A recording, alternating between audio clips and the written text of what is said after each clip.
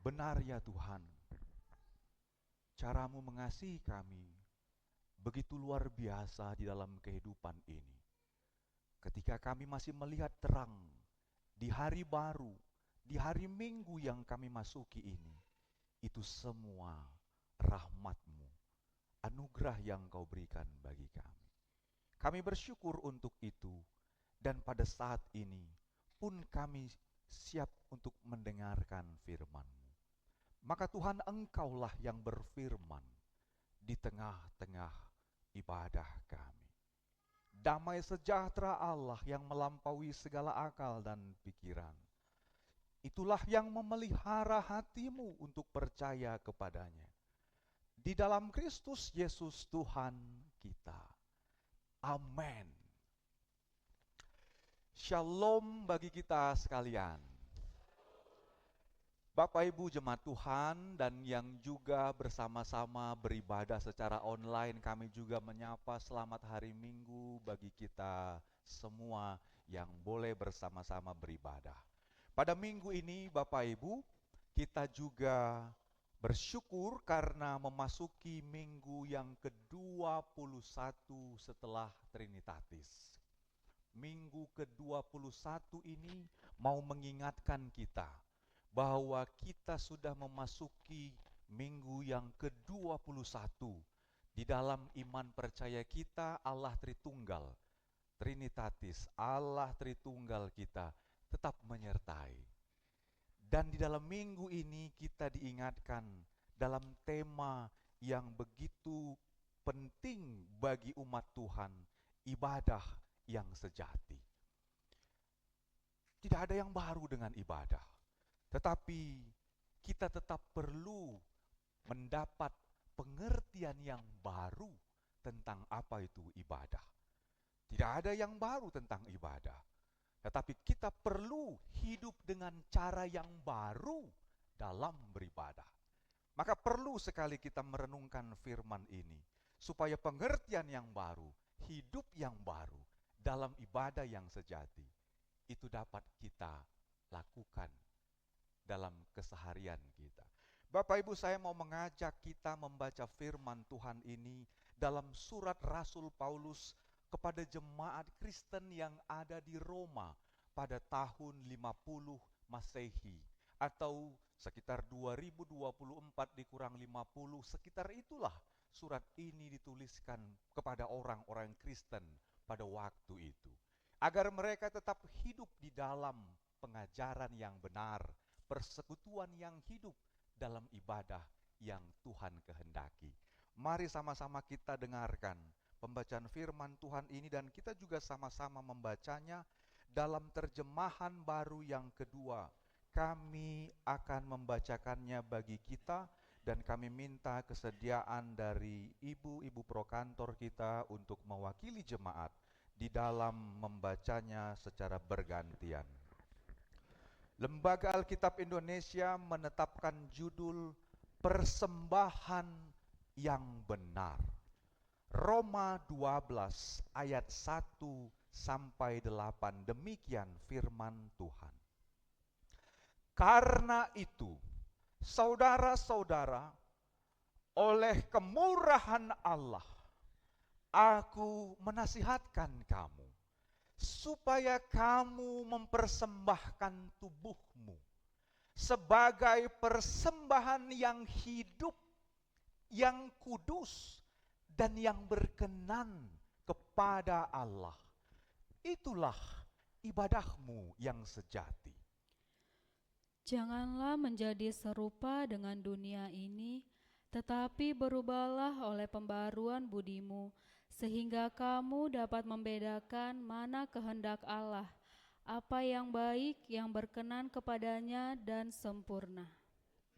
Berdasarkan anugerah yang diberikan kepadaku, aku berkata kepada setiap orang di antara kamu, janganlah memikirkan hal-hal yang lebih tinggi daripada yang patut kamu pikirkan, tetapi hendaklah kamu berpikir sedemikian rupa sehingga kamu menguasai diri menurut ukuran iman yang dikaruniakan Allah kepada kamu masing-masing.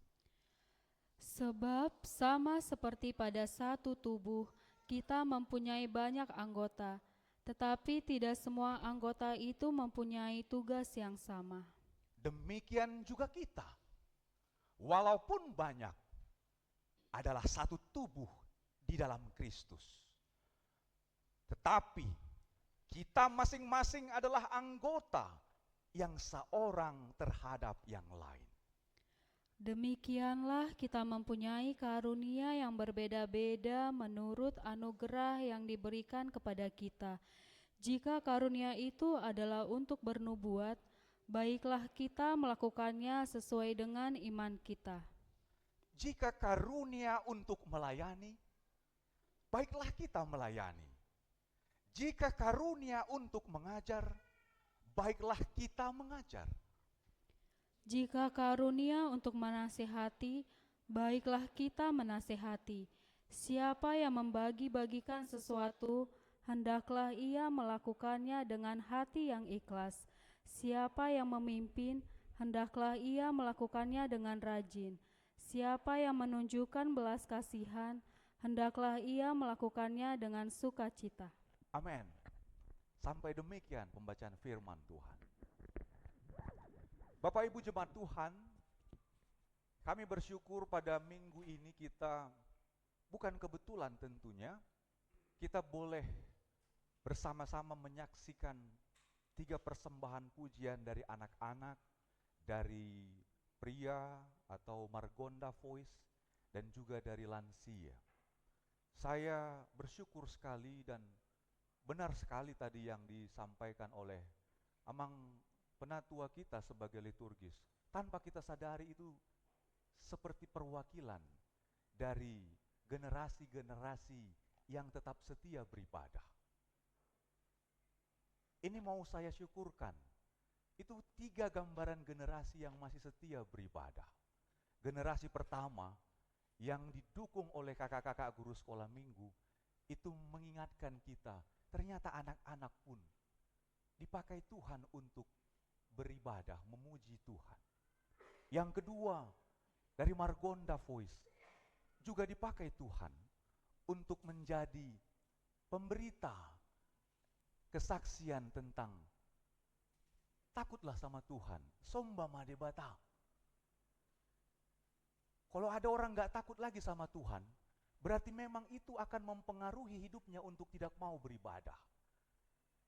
Banyak alasan berbeda karena tidak bisa, tapi kalau tidak mau beribadah, itu memang karena tidak takut Tuhan.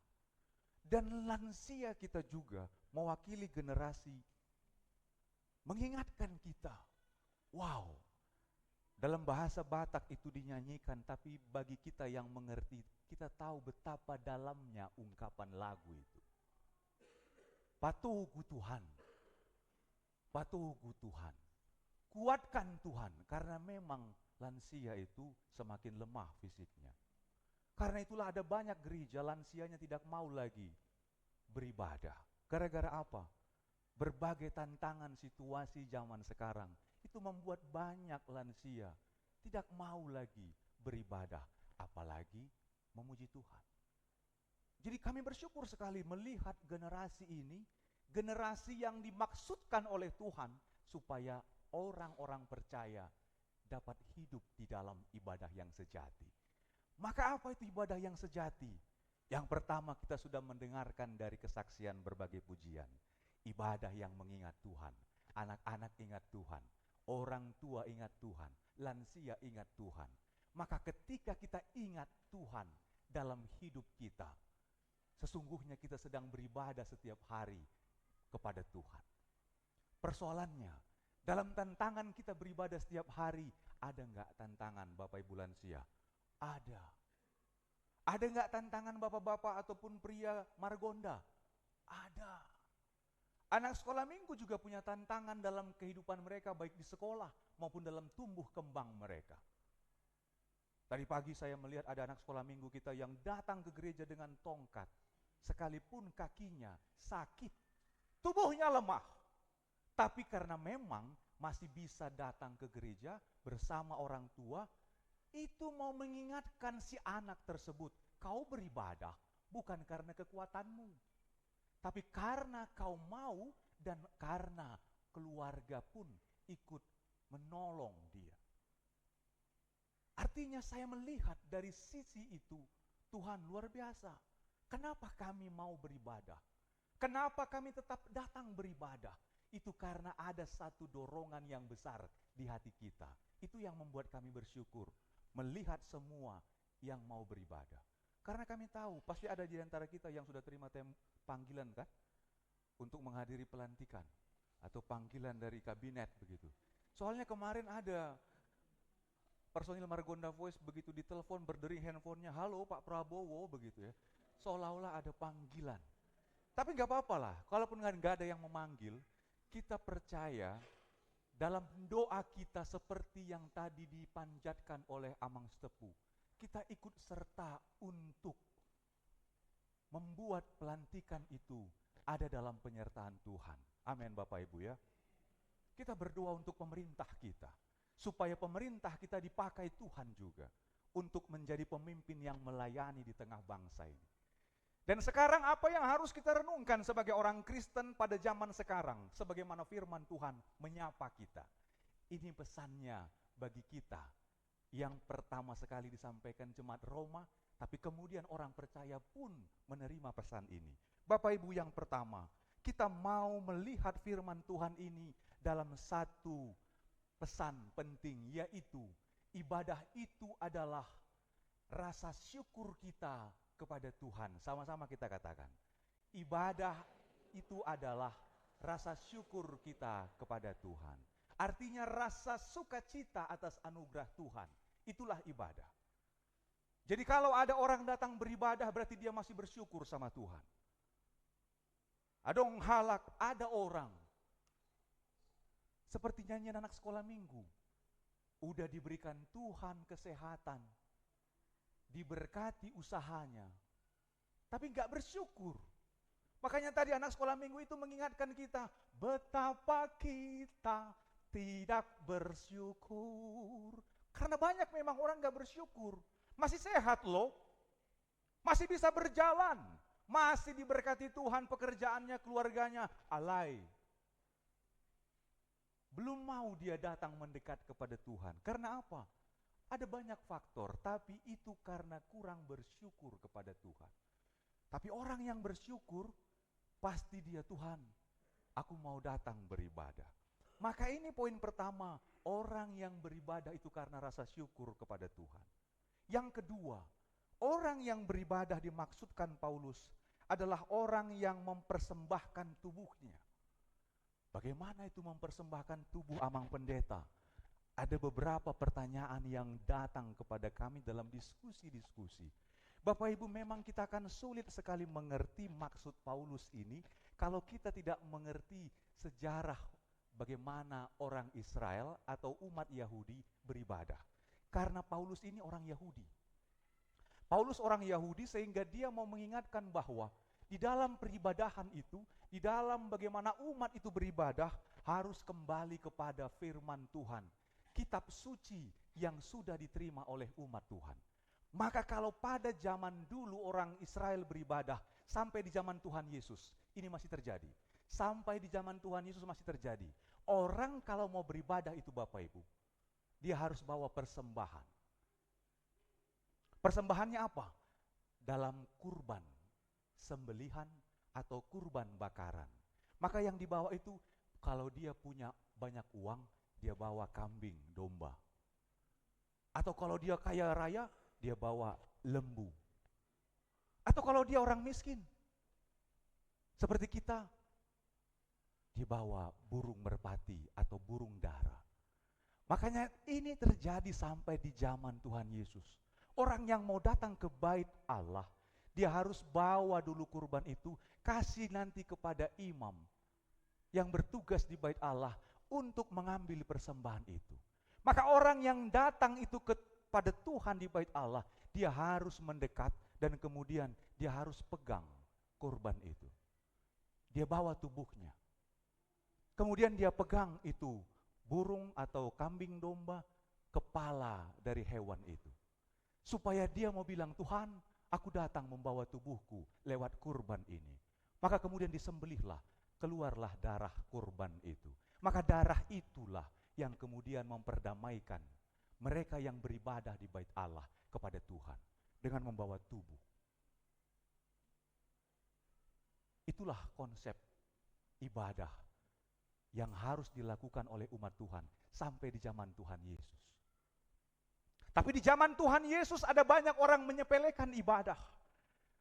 Sudahlah, nggak perlu bawa persembahan yang kudus, yang cacat pun nggak apa-apa. Dan itu dilakukan oleh para imam-imam di bait Allah. Mereka memperjualkan kurban persembahan yang cacat pun dijual, ditaruh di sekitar bait Allah. Maka Tuhan Yesus marah. Kalian buat rumah Bapakku menjadi sarang penyamun.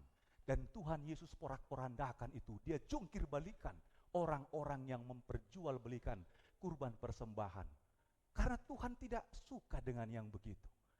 Maka Bapak Ibu, kapankah orang Kristen tidak lagi harus membawa kurban hewan kepada Tuhan?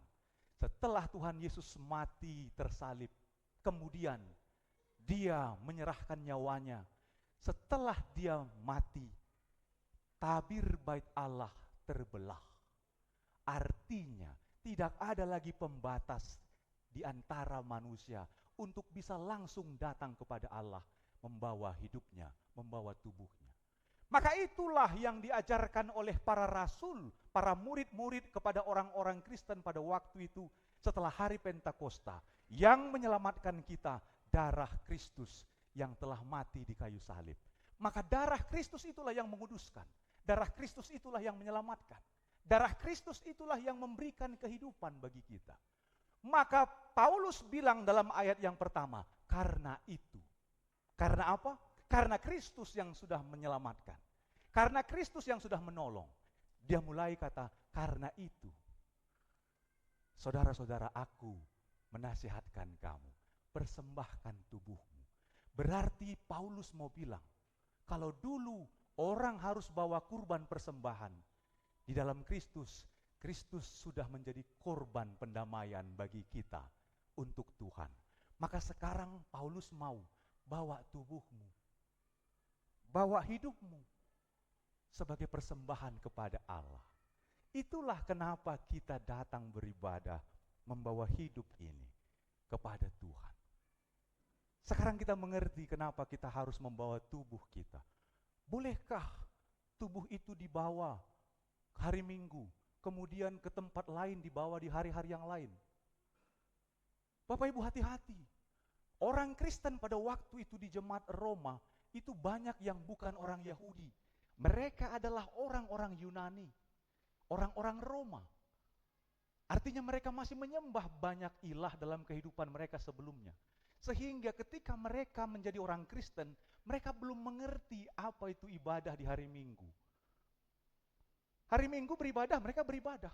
Hari Senin sampai Sabtu, mereka melakukan kebiasaan-kebiasaan hidup mereka. Apa itu? Karena orang Yunani itu punya pemahaman, punya keyakinan sebelumnya, tubuh ini fana. Tubuh ini penuh dengan dosa. Jadi kalau tubuh ini dosa, nggak perlu kita harus terus menjaga kekudusan tubuh. Jadi kadang-kadang ini menjadi persoalan di jemaat Roma. Bahkan Korintus juga. Makanya Paulus bilang, hei, tubuhmu adalah bait Allah. Kalau tubuhmu sudah dikuduskan oleh darah Kristus, maka pakailah tubuhmu itu setiap hari memuliakan Tuhan. Supaya jangan hari Minggu dibawa tubuhnya ke bait Allah, hari Senin sampai Sabtu tubuhnya dibawa memuliakan kuasa gelap. Tubuhnya dibawa untuk memuja kekuatan kuasa dunia. Itu yang dimaksud oleh Paulus, supaya kita datang membawa tubuh. Bagaimana caranya Rasul Paulus? Kami kan bukan orang Yahudi. Bagaimana kami dapat hidup untuk mengubah tubuh kami ini menjadi tubuh yang berkenan kepada Tuhan? Paulus kasih kunci. Mari Bapak Ibu kita perhatikan. Sama-sama kita baca pada ayat yang kedua. Roma pasal 12 ayat yang kedua. Ini rahasia yang diberikan oleh Paulus untuk orang-orang Kristen pada waktu itu, sehingga dia mampu hidup di dalam ibadah yang sejati. Kita baca sama-sama 2-3 ya. Janganlah menjadi serupa dengan dunia ini, tetapi berubahlah oleh pembaharuan budimu, sehingga kamu dapat membedakan mana kehendak Allah, apa yang baik, yang berkenan kepadanya, dan yang sempurna. Amin. Jadi ternyata yang bisa mengubah kebiasaan kita bukan karena didorong orang. Hei, ibadah kau ya, ibadah. Kalau nggak ada yang dorong, nggak ibadah.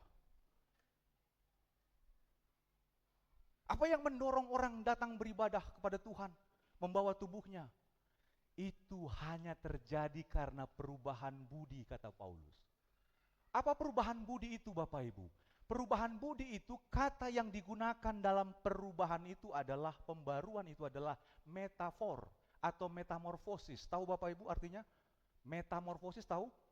Orang yang pernah belajar biologi tahu. Metamorfosis itu artinya perubahan wujud. Dari bentuk awal, kemudian terjadi perubahan dan terjadi perubahan sampai bentuk akhirnya dia disebut sempurna. Jadi metamorfosis itu adalah perubahan dari yang tidak sempurna menjadi sempurna. Itu sering sekali digambarkan dengan kepompong berubah menjadi apa? Ulat, baru berubah menjadi kupu-kupu. Itu metamorfosis, perubahan wujud dari bentuk asal, kemudian bentuk tengah, sampai bentuk akhirnya. Kira-kira kepompong itu fungsinya apa? Belum bisa berfungsi. Ulat itu fungsinya apa? Belum bisa berfungsi. Tapi kadang-kadang ulat bikin gatal, bukan? Tapi kupu-kupu bukan hanya berfungsi, tapi dia menjadi indah, dilihat oleh banyak orang. Dan tanpa kita sadari, kupu-kupu itu punya kebiasaan. Dia harus singgap di putik, di bunga, supaya terjadi pembuahan. Kumbang, kupu-kupu, itu tugas mereka, membuat berhasil tanaman-tanaman. Makanya semakin banyak jenis-jenis kumbang atau kupu-kupu yang ditaruh ke dalam satu taman, maka itu katanya akan mempercepat pertumbuhan, perkembangan bunga ataupun buah-buahan. Jadi Bapak Ibu, kupu-kupu itu berfungsi untuk menjadikan tanaman berbuah. Itulah fungsinya. Perubahan yang dari awal disebut ulat, kepompong, ulat, kupu-kupu, itulah metamorfosis. Sekarang kalau kita ditanya, sekarang kita sudah ada dalam fase apa? Ulat, kepompong, atau kupu-kupu? Ayo. Ayo.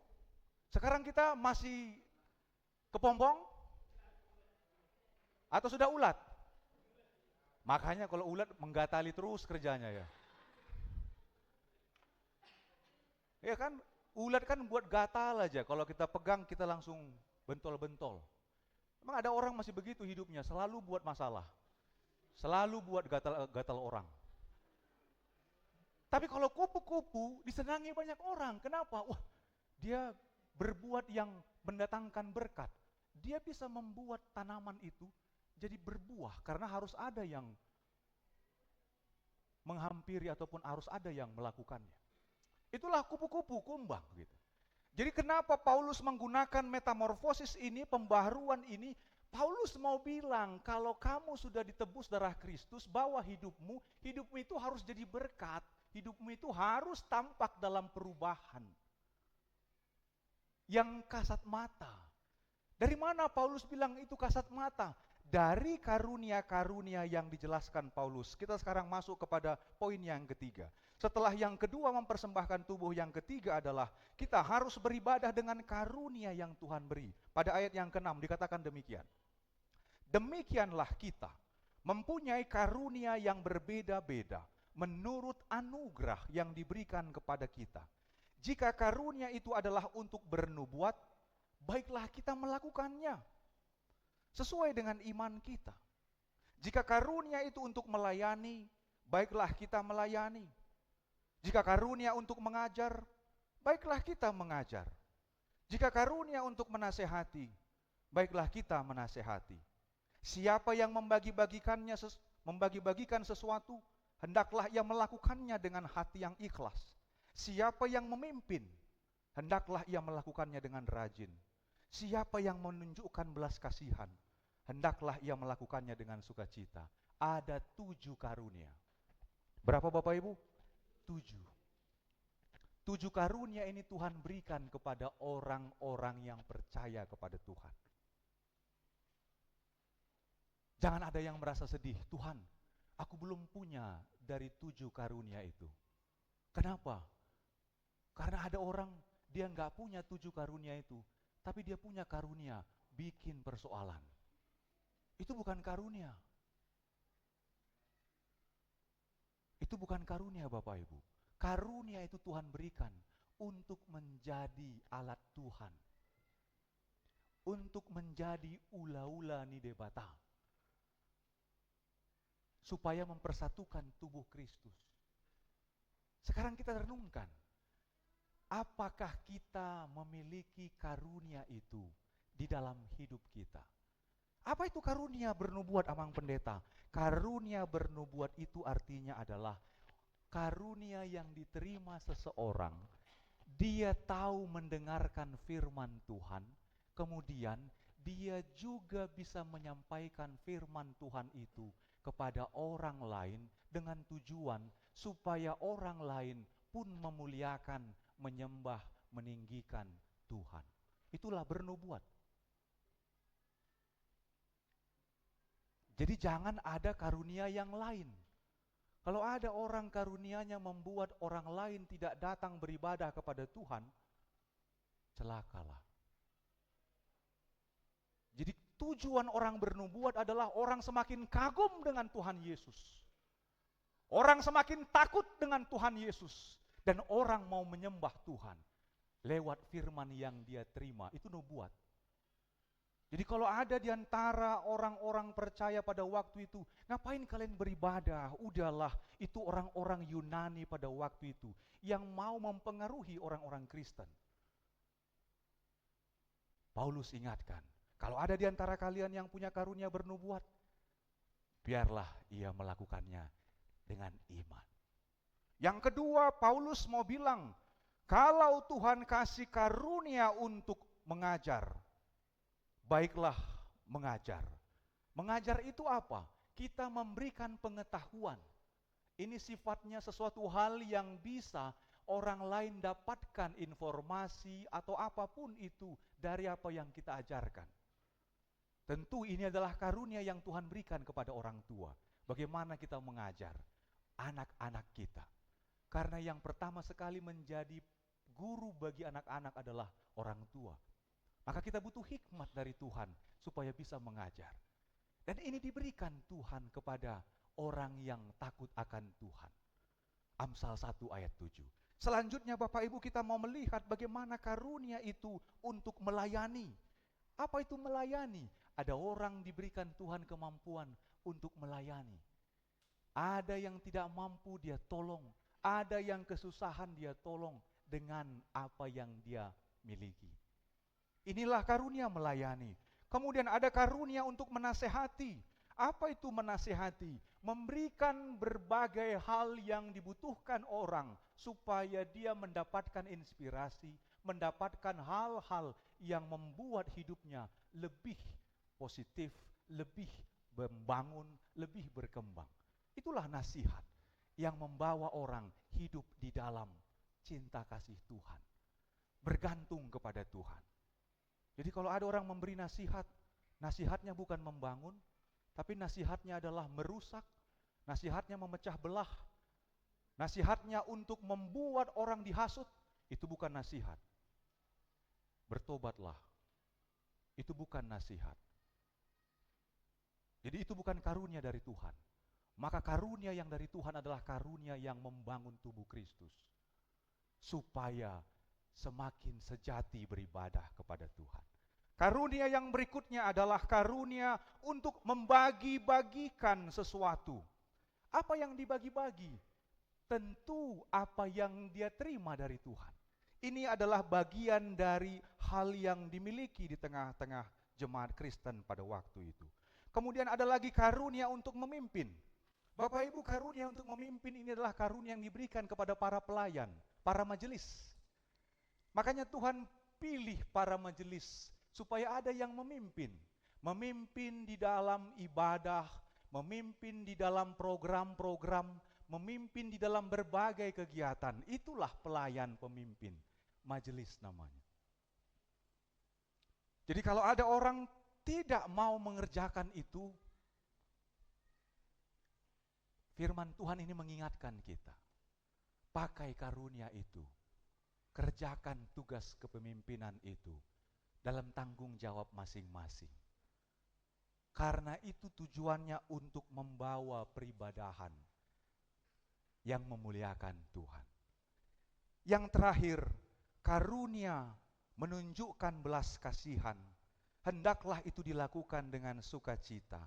Bapak Ibu, belas kasihan ini bentuk dari apa yang disebut dengan bagaimana kita berbela rasa, compassion. Berbela rasa, berbelas kasihan kepada orang lain. Maka orang yang menerima belas kasihan Tuhan, dia tahu bagaimana berbelas kasih kepada sesamanya. Orang yang menerima belas kasihan Tuhan dengan penuh syukur dalam hidupnya, dia mampu berbelas kasihan kepada sesama. Ini karunia yang Tuhan berikan kepada setiap jemaat Tuhan di Roma, supaya ketika mereka sudah diubah oleh pembaharuan budi yang takut akan Tuhan, mereka bisa pakai karunia itu dalam hidupnya masing-masing. Bapak Ibu, berarti apa yang harus kita lakukan? Kita pakaikah karunia itu di dalam hidup kita setiap hari? Kalau belum kita pakai, mari kita pakai. Mari kita gunakan. Mari kita lakukan selama masih hidup. Karena kalau kita tidak hidup lagi, atau kalau kita sudah mati, kita nggak bisa lagi mempersembahkan tubuh ini. Jadi selama manusia, selama orang percaya masih hiduplah, dia bisa pakai tubuhnya. Dia bisa persembahkan tubuhnya. Dia bisa berikan karunia-Nya untuk menjadi berkat. Jadi selama masih hidup ya enang. Selama masih hidup kita lunasilah semuanya. Jangan sampai nanti udah nggak hidup lagi, baru dilunasin semua. Itu berbeda. Berbeda sekali. Kenapa Paulus bilang pada ayat yang pertama, persembahkanlah tubuhmu sebagai persembahan yang hidup. Karena Tuhan gak suka menerima persembahan yang cacat, apalagi korban yang mati. Saya tanya sama kita, kalau kita disuruh mau beli hewan, yang mana yang kita pilih? Beli hewan yang sudah mati atau beli hewan yang hidup?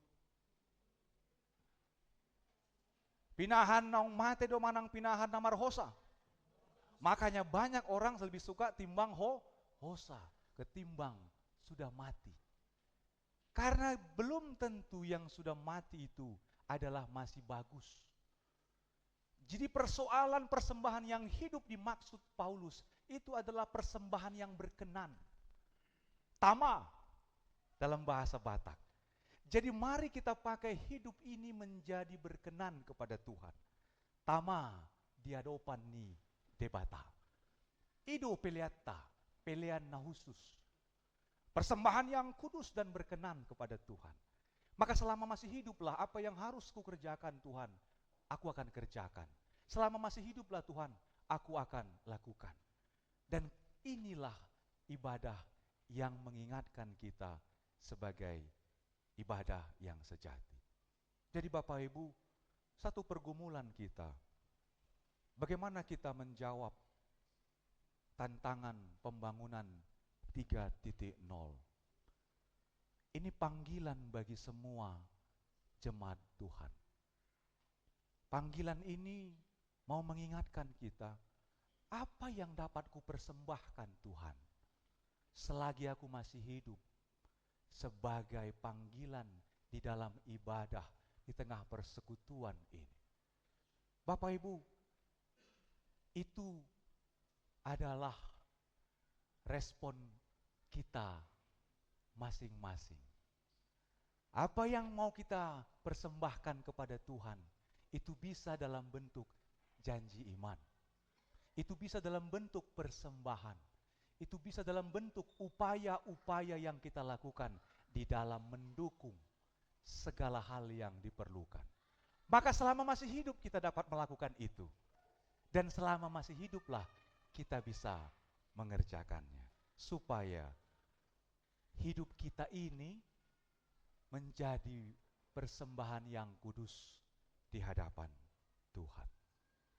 Berbahagialah orang yang mendengarkan firman Allah dan yang memeliharanya. Amin, kita berdoa. Kami bersyukur Tuhan untuk kebaikan-Mu. Kami bersyukur untuk kasih karunia-Mu. Kami bersyukur untuk kehidupan baru yang Kau berikan. Di hari Minggu ini, kami boleh datang ke hadirat-Mu yang Maha Kudus. Di tengah persekutuan jemaat-Mu GKPI Jemaat Khusus Depok, kami beribadah, kami memuliakan Tuhan, dan kami pun mendengarkan firman Tuhan. Tuhan, pakailah hidup kami, supaya kami dapat mempersembahkan hidup kami sebagai persembahan yang kudus, persembahan yang hidup, yang berkenan kepada Tuhan. Karena itulah ibadah kami yang sejati. Maka pakailah kami Tuhan di dalam kehidupan kami, dalam pekerjaan kami, dalam setiap usaha kami dimanapun kami Tuhan bekerja. Bahkan dalam tanggung jawab kami, baik di keluarga, sebagai orang tua, maupun sebagai pelayan, mampukan kami Tuhan. Agar dengan hikmat yang daripadamu, kami boleh melakukannya. Dan dengan karunia yang dari Tuhan, kami boleh saling membangun di tengah-tengah persekutuan gereja-Mu. Kami bersyukur Tuhan untuk semua kebaikan-Mu itu. Bahkan kami mengingat jemaat-Mu yang berulang tahun di dalam pernikahan mereka. Kami berdoa untuk keluarga Bapak Penatua Alparet Panjaitan dan Ibu Adelina Manurung. Tuhan, berkatilah keluarga hamba-Mu ini, agar mereka senantiasa tetap menjadi keluarga yang setia, taat kepada Tuhan, di tengah-tengah kehidupan mereka, pekerjaan mereka, dan pelayanan mereka, sehingga mereka senantiasa hidup di dalam penyertaan kasih Tuhan.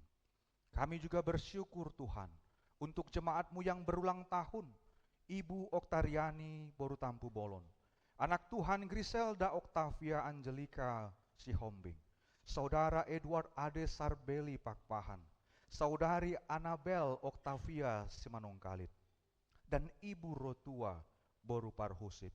Tuhan, kami bersyukur atas penyertaan-Mu bagi jemaat-Mu yang berulang tahun.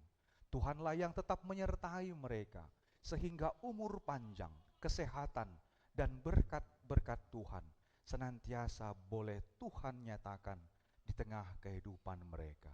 Kami percaya Tuhan, seluruh kehidupan kami ada di dalam tangan pengasihan-Mu saja.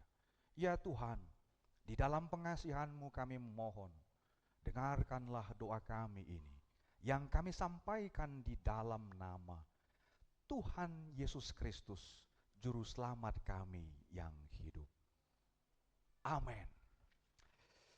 Bapak Ibu jemaat Tuhan yang terkasih, kita bersyukur kepada Tuhan betapa